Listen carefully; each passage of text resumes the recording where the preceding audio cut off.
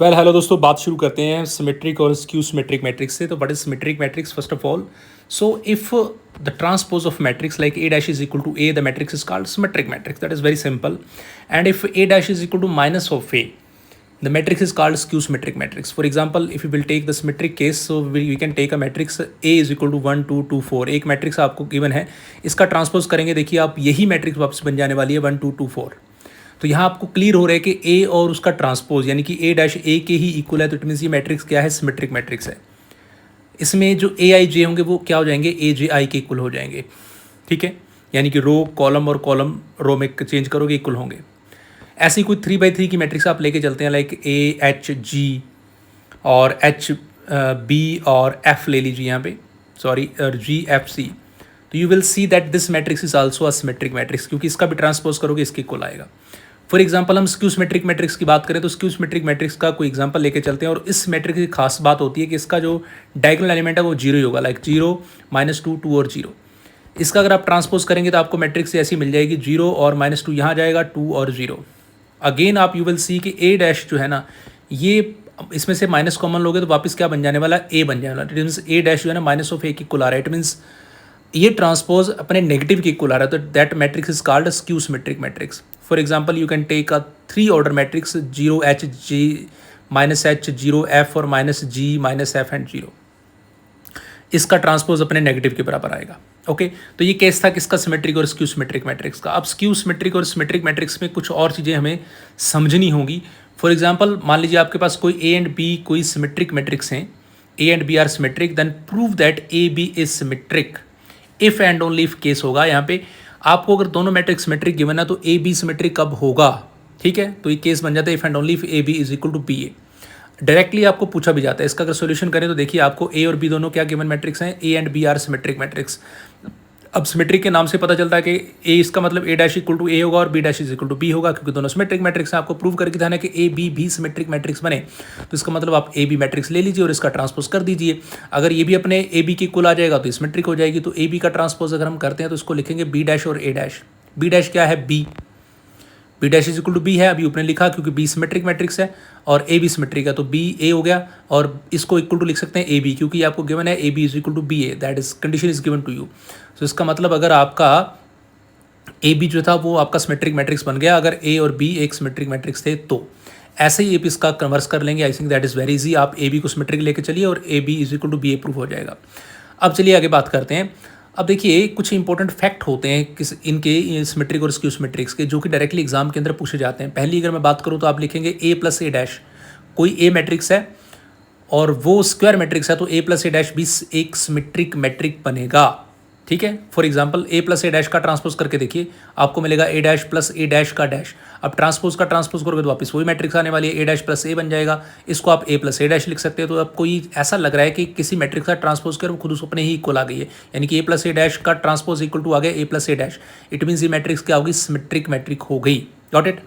तो ऐसे ही आप सेकंड केस कुछ और लिख, like a minus A dash की बात करें तो स्क्यू सिमेट्रिक बन जाएगा. इसमें सिर्फ गिवन आपको इतना ही है कि ए जो है ना वो एक स्क्वायर मैट्रिक्स है.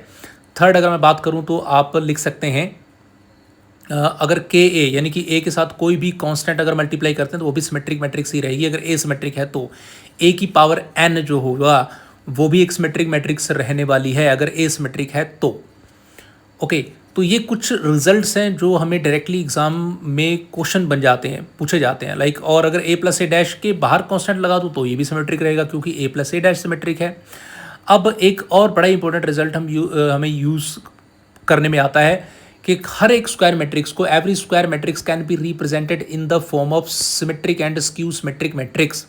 Like every square matrix can be represented in the sum of symmetric and skew symmetric matrix. Okay like here कोई भी स्क्वायर मैट्रिक्स आपको गिवन है ए नाम की, तो उसको आप सिमेट्रिक और स्क्यू सिमेट्रिक के सम में लिख सकते हैं. लाइक आपको ए को लिखना है तो you can write out A is equal to 1/2 of A plus A dash plus 1/2 of A minus A dash.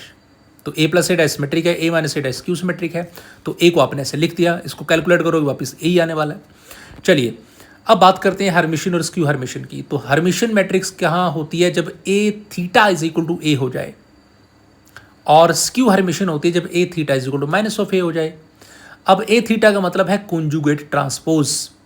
Conjugate transpose का मतलब है कि आपका जो ए है ना, इसका पहले ट्रांसपोज किया गया है और फिर इसका कॉन्जुगेट भी किया गया है, यानी कॉन्जुगेट का ट्रांसपोज भी बोल सकते हो। फॉर एग्जांपल आपने कोई मैट्रिक्स ली, अब कॉन्जुगेट शब्द आप कॉम्प्लेक्स में पढ़ा होगा आपने, तो ये आइटा के ऊपर अप्लाई होता है।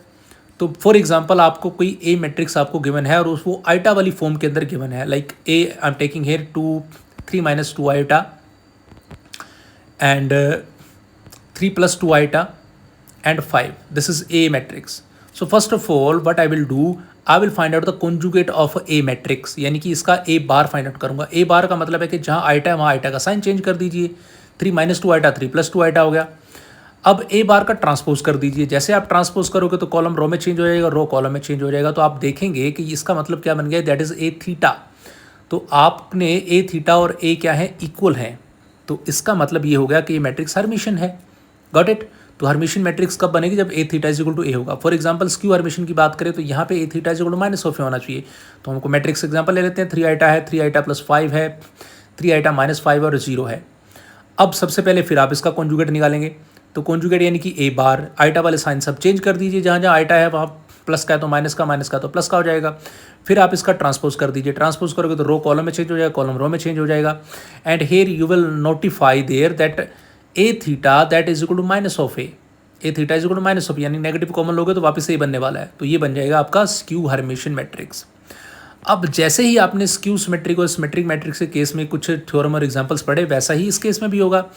इसमें भी हर्मिशन वाले केस में भी एक सिंपल सा लॉजिक ये आता है, एक थ्योरम आती है कि ए एंड बी अगर हर्मिशन है तो ए बी भी हर्मिशन होगा, और if and only if A B is equal to B A. But अब क्वेश्चन इस तरीके से पूछा जाता है, कभी आप बताइए कि कब ऐसा होगा कि ए बी हर्मिशन होगा, like a B is equal to -B a हो जाए, a B is equal to b हो जाए, a is equal to b हो जाए, या फिर a B is equal to 0 हो जाए।